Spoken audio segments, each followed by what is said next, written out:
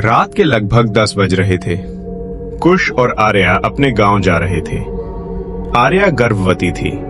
रास्ते में उनकी गाड़ी गड़बड़ हो गई। इस वजह से उन्हें जाने में रात हो गई थी। गांव का रास्ता घने और बीहड़ जंगलों से होकर गुजरता था।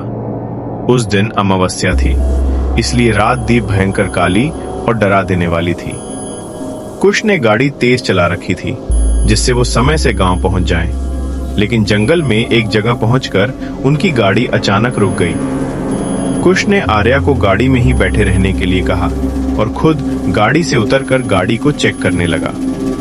गाड़ी चेक करते टाइम उसने फ्यूल टैंक चेक किया तो वो खत्म हो चुका था, जबकि उन्होंने चलते टाइम ही फ्यूल पूरा भराया था। तभी आर्या भी गाड़ी एक से उतरकर आ गई और बोली, क्या हुआ?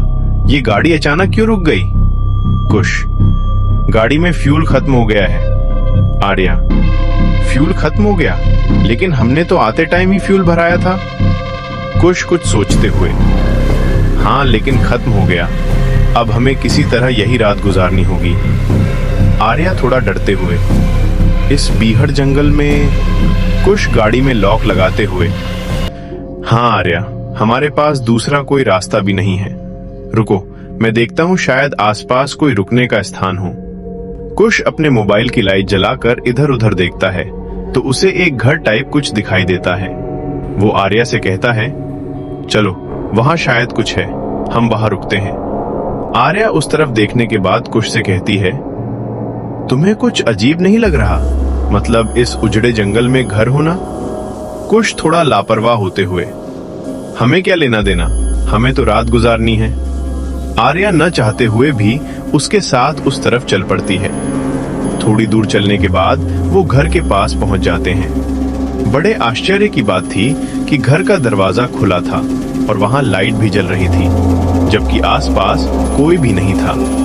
कुश और आर्या जैसे ही उसके अंदर प्रवेश करते हैं, घर का दरवाजा बंद हो जाता है और सारी लाइट बुझ जाती है। कुश और आर्या दोनों ही डर कर एक दूसरे का हाथ पकड़ लेते हैं। तभी घर के किसी कोने से दरवाजा खुलने की आवाज आती है और एक लड़की, जिसका शरीर पूरी तरह जल चुका था और उसके पूर्व शरीर पर मांस के लोथरे लटक रहे थे, वो हंसते हुए बाहर आती है और कहती है, आओ आओ, मुझे तुम्हारा ही इंतजार था। आखिर तुम आ ही गए ना। तुमने जो मेरे साथ किया था वही अब तुम इसके साथ करोगे ना। उसको देखकर कुश की हालत खराब हो चुकी थी।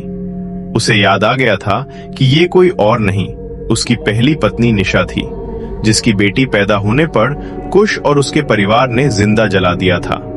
कुश हकलाते हुए बोला, निशा तुम? निशा हंसते हुए, चलो तुम्हें मैं याद तो हूं। उस दिन तुमने मुझे और मेरी बेटी को जलाकर मार डाला था ना। आज मेरी बारी है। आर्या कोने में खड़े अभी भी उन दोनों को देख रही थी, लेकिन निशा ने एक बार भी उसकी तरफ ध्यान नहीं दिया। कुश अपनी जान की भीख मांगते हुए, मुझे माफ कर दो निशा, अब कोई फायदा नहीं है। पता नहीं तुम्हारे जैसे लोग कब समझेंगे कि बेटियां बोझ नहीं होती हैं। कुश अपनी जान बचाने के लिए इधर उधर भागने लगा और निशा वहीं खड़े जोर जोर से हंस रही थी। कुछ देर बाद जब कुश हिम्मत हार गया तो वहीं बैठ गया। निशा को एक पल नहीं लगा उसके सर को धड़ से अलग करने में।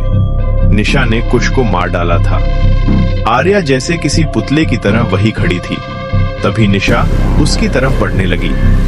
आर्या झटके से पीछे हटने लगी और बोली, मैंने तुम्हारा क्या बिगाड़ा है? मुझे मत मारो।